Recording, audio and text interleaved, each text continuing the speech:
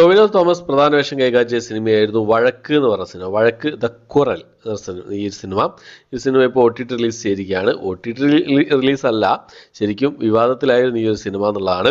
അപ്പോൾ സംവിധായകൻ സനൽകുമാർ ശശിധരനും നടൻ ടൊവിനോയ്ക്കും തമ്മിൽ വാക്പോരിലേക്ക് വഴിവെച്ച വഴക്ക് എന്ന സിനിമയുടെ വിവാദം പുതിയ തലത്തിലേക്ക് എത്തിയിരിക്കുകയാണ്.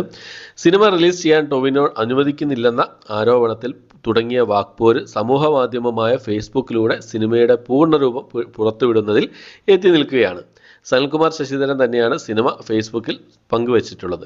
പ്രേക്ഷകർക്ക് കാണാനുള്ളതാണ് സിനിമയെന്നും എന്തുകൊണ്ട് ഇത് പുറത്തു വരുന്നില്ലെന്ന് മനസ്സിലാക്കുന്നവർക്ക് മനസ്സിലാക്കാമെന്നും അറിയിച്ചുകൊണ്ടാണ് സനൽകുമാർ സിനിമ പുറത്തുവിട്ടിരിക്കുന്നത്. 1 മണിക്കൂർ 33 മിനിറ്റുള്ള സിനിമ വിമിയോ വെബ്സൈറ്റിലൂടെയാണ് പുറത്തുവിട്ടിരിക്കുന്നത്. ടൊവിനോ തോമസ് മുഖ്യ കഥാപാത്രമായും നിർമ്മാണ പങ്കാളിയുമായി എത്തിയ ചിത്രം പുറത്തിറക്കാൻ താരം ശ്രമിക്കുന്നില്ലെന്നും കരിയറിനെ ബാധിക്കുമെന്നുമാണ് പറഞ്ഞതെന്നുമുള്ള സനലിന്റെ ആരോപണത്തിലൂടെയാണ് വഴക്ക് സിനിമയെ ചുറ്റിപ്പറ്റിയുള്ള വിവാദങ്ങൾ ആരംഭിക്കുന്നത്.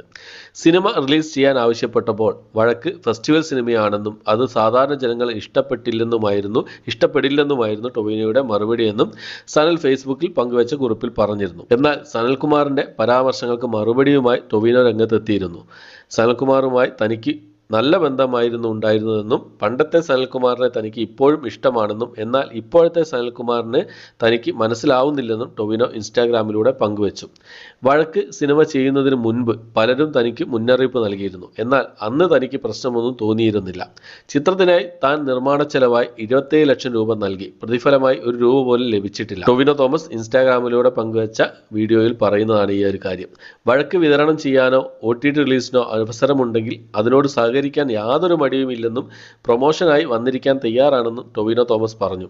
സനൽകുമാർ ഉന്നയിക്കുന്ന ആരോപണങ്ങളുമായി പാരമൗണ്ടിന് ഒരു ഉത്തരവാദിത്തമില്ലെന്ന് നിർമ്മാതാവ് ഗിരീഷും വീഡിയോയിൽ തന്നെ വ്യക്തമാക്കിയിരുന്നു. അതേസമയം ടൊവിനോ ഉന്നയിച്ച വിഷയങ്ങൾക്ക് മറുപടിയായി സനൽകുമാർ വീണ്ടും രംഗത്ത് വന്നിരുന്നു. അസത്യങ്ങൾ കൊണ്ട് വഴിതിരിച്ചു വിടാനുള്ള ശ്രമമാണെന്നും ടൊവിനോ നടത്തിയതെന്നുമാണ് സനൽകുമാർ ഫേസ്ബുക്കിൽ പങ്കുവച്ചത്. തനിക്ക് വഴക്ക് സിനിമയിൽ നിന്ന് ഒരു പ്രതിഫലവും ലഭിച്ചിട്ടില്ലെന്നും ടൊവിനോയും ഗിരീഷ് നായരും 27 ലക്ഷം രൂപ വീതം ചെലവാക്കിയില്ല സിനിമ ഉണ്ടാക്കിയിട്ടുള്ളതെന്നും അദ്ദേഹം പറഞ്ഞു.